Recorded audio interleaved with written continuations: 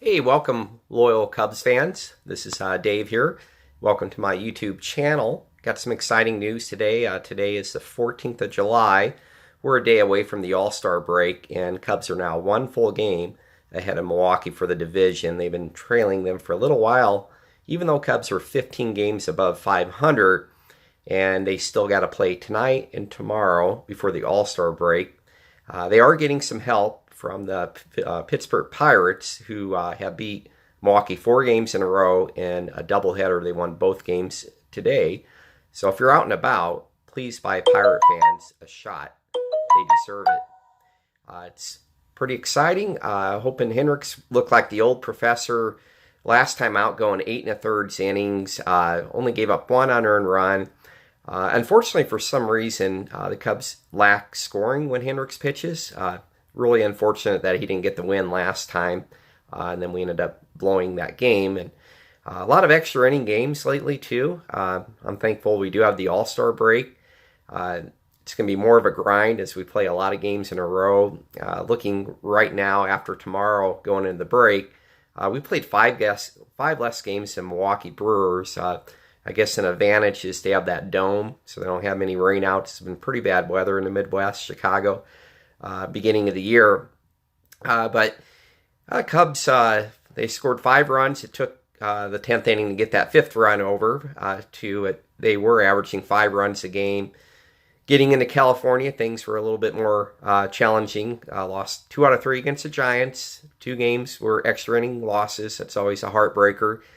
They were able to win an extra inning game yesterday in San Diego, which I was thankful for. Chatwood is having a bad year, over 5 ERA. I question the signing, but we're kind of stuck with him for now until we can figure out something better. But it's going to be expensive just to pay him to go away. Hopefully he gets it figured out. And I think Hendricks got it figured out. Quintana's been looking better. We got Lester tomorrow and then the All-Star break. Exciting. Getting into tonight, for those that stay up late, I like to stay up late on Saturday night. I'm in the Central Time, but we're looking at like over 9 Central Time, 7-ish if you're in the Pacific Coast, California time. Playing San Diego. And see, I'm kind of looking at the lineup here on another computer. We got Rizzo leading off. Kind of crazy, but he got 3 hits yesterday. Maybe that gets him going out of his mini slump. Chris Bryant, number 2. I prefer Bryant at number 3. Bryant made a pretty key double. Looks pretty good since returning from his injury. He's been in a funk, for his 4th year. First time he was on the DL. But we all know what he's capable of. He got that big home run. Then we got Hayward. Then we got Baez. Cleanup. I love Baez.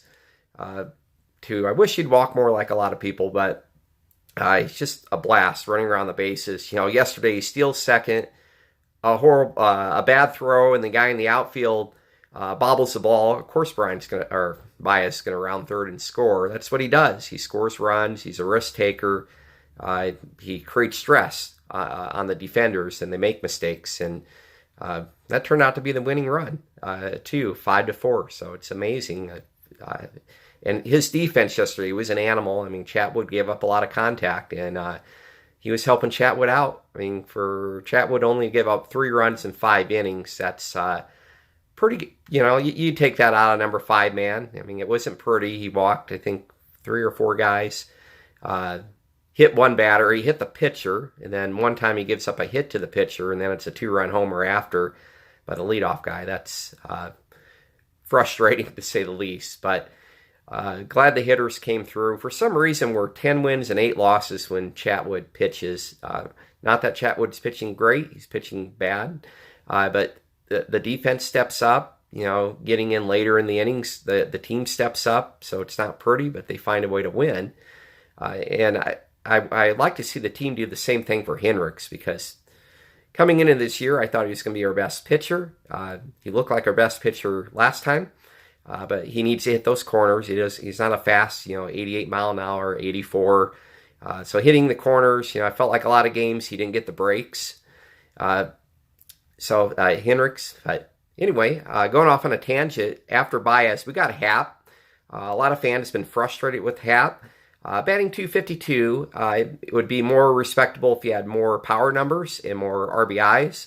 He did get a big single at bases loaded yesterday, got 2 over 5 runs. So he's a big part of the success. I'm still a bigger Almora fan and plays center. Tonight Almora's not playing. But Happ can bat both ways. He seems to be batting better from the right side than the left. Only 10 homers. He hit 24, and he came up like late May, too. So it doesn't look like he's going to get to 24. We're past halfway mark. But I'd be okay with less homers, just less strikeouts, more contact. And I'll tell you, his walk rate's amazing. I think he walks like 16.5% of the time. So about a 370, 380 on base percentage. That's pretty amazing, too. And he's got his average up from the 220s to 252. So it's kind of a good problem the Cubs have. I mean, the 4 guys are on the bench, or they kind of rotate guys in and out, keep guys fresh. It could be a good thing towards the end of the year. So there is a method to Maddon's madness. People get frustrated that he changes things up all the time.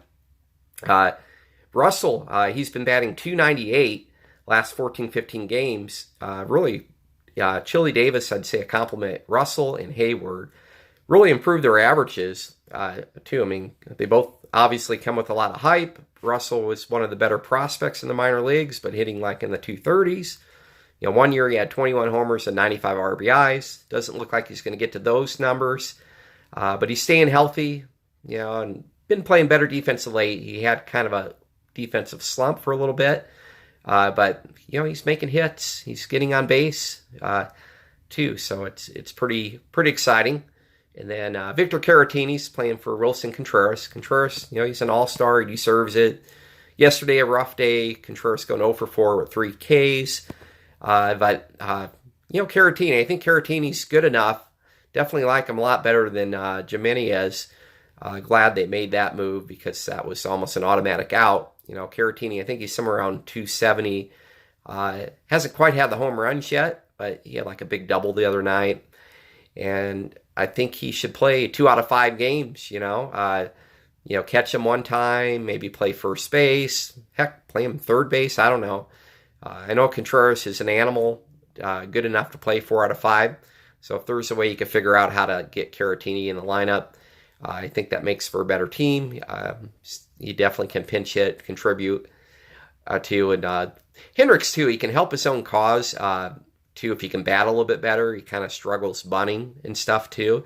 I think there's one game I remember got a hit, but he's only got maybe 2 or 3 hits all year. It's one thing we were spoiled in the past with your Arrieta, and we had some, Greg Maddux, so I'm going kind of way back, but we used to have more pitchers that can hit, but we at least need guys that can bunt and stuff. Chatwood yesterday had a bunt that got the first baseman over to second, but the bunt wasn't good enough for the guy on third to score, too. But definitely like to see pitchers contribute. It's the life of the National League, where you may have a pitcher doing well, but you got to take him out after 5 innings to bring in a pinch hitter. That's baseball. But anyway, hopefully some celebration tomorrow, and I hope in the future to set up some YouTube lives to get on. I just opened this channel here, so if you know some friends, family members that like Cub discussions, like to comment, maybe get involved in some of my future live broadcasts, please get them over here. It's Loyal Cubs Fans is what I created this under. So, definitely subscribe so you get some reminders, too, when I jump on to do a live, talk about the good and bad things of the Cubs going on.